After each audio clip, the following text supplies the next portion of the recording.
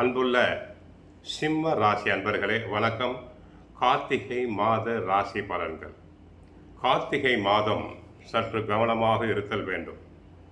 November 17ஆம் தேதி கார்த்திகை மாதம் பிறக்கிறது. ஆக மனக்குழப்பம் ஏற்படும். சனியினால் பிரச்சனை உண்டாகும். உடல் நலனில் தொல்லைகள் உண்டாகும். கடன் பிரச்சனைகள் உண்டாகும். பிரச்சனை மேல் பிரச்சனை வந்து கொண்டே இருக்கும். மாத தொடக்கத்தில் குரு பகவான் உங்கள் ராசிக்கு 12ஆம் இடத்தில் உச்சம் பெற்று சஞ்சரிக்கிறார், வக்கரம் பெறுகிறார். சொத்து பிரச்சனைகள் மீண்டும் தலை தூக்கும். பாக பிரிவினை பிரச்சனைகள் வரலாம். பங்காளிகளுக்குள் சண்டை சச்சரவுகள் வரலாம். சொந்தங்களின் எதிர்ப்புகளால் முடிய வேண்டிய சுபகாரியங்கள் தாமதப்படும். கோர்ட் வழக்குகள், இதுவரை முடிவாத வழக்குகள் அனைத்தும் திருப்திகரமாக முடிவடையும். வராது என்று நினைத்த கடன் பாக்கிகள் வசூலாகும். கார்த்திகை 11ஆம் தேதி விருச்சிக ராசிக்கு சுக்கிரன் செல்கிறார். அவர் சுகஸ்தானத்துக்கு வரும் இந்த நேரம் நல்ல நேரம். வளர்ச்சி பாதையில் அடி எடுத்து வைப்பீர்கள். எதிர்கால நலன் கருதி எடுத்த முயற்சிகளில் வெற்றி கிடைக்கும். புதிய ஒப்பந்தங்கள் வரலாம். அடகு வைத்த நகைகளை மீட்பீர்கள். உத்தியோகத்தில் எதிர்பார்த்த மாறுதல் கிடைக்கும். கார்த்திகை 20ஆம் தேதி தனுசு ராசிக்கு செவ்வாய் வருகிறார். அவர் பூர்வ புண்ணிய ஸ்தானத்துக்கு வரும் இந்த நேரம் புதிய திருப்பங்கள் ஏற்படும். பிள்ளைகளுக்குரிய சுபகாரியம், திருமணம் போன்றவை நல்லபடியாக நடந்தேறும். சிலர் என்றைக்கோ வாங்கி போட்ட இடத்தை நல்ல விலைக்கு விற்பீர். வீடு மனையை நல்ல விலைக்கு விற்பீர்கள். லாபம் தங்களுக்கு கிடைக்கும். உடன் பிறப்புகள் உங்கள் குணமறிந்து நடந்து கொள்வர். கார்த்திகை 20ஆம் தேதி விருச்சிக ராசிக்கு புதனும் வருகிறார். பொருளாதாரத்தில் நிறைவு ஏற்படும். கரைந்த பணம் அனைத்தையும் சேமிப்புகளை ஈடுகட்டுவீர்கள். வாடகை கட்டடத்தில் நடைபெற்ற தொழில் சொந்த இடத்துக்கு செல்லலாம்.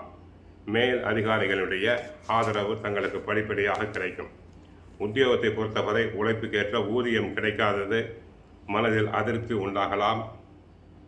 சூரியன் அர்த்தாஷ்டக ராசியில் இருப்பதால் தங்கள் பணிகளில் கவனமாக இருங்கள். பிறர் வேலையையும் சேர்த்து செய்ய வேண்டியிருக்கும். தொழில் வியாபாரத்தை பொறுத்தவரை சந்தையில் எதிர்பார்த்த அளவுக்கு வரவேற்பு கிடைக்காது.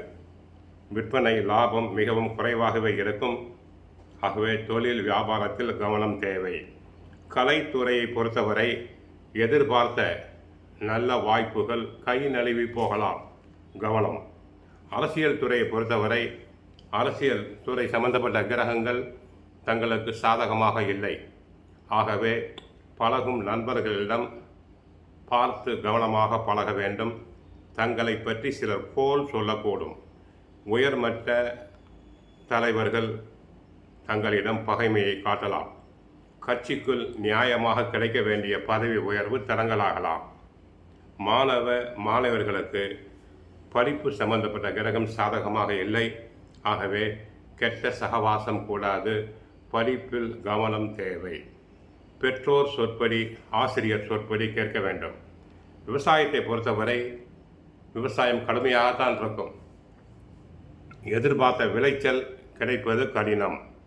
வயல் பணிகளில் கவனமாக இருங்கள். தங்களுக்கு தேவையான உரங்கள், மருந்துகள் கிடைப்பதில் தட்டுப்பாடுகள் உண்டாகலாம். பெண்களுக்கு குடும்ப பொறுப்பு அதிகமாக இருக்கும். ஆனால் குழந்தைகள் நன்றாக படிப்பதால் மனதில் சந்தோஷப்படுவீர்கள். இந்தளவு கஷ்டப்பட்டதற்கு பிரத்யேகமாக குழந்தைகள் நன்றாக படிப்பதால் மன மகிழ்வு அடைவீர்கள்.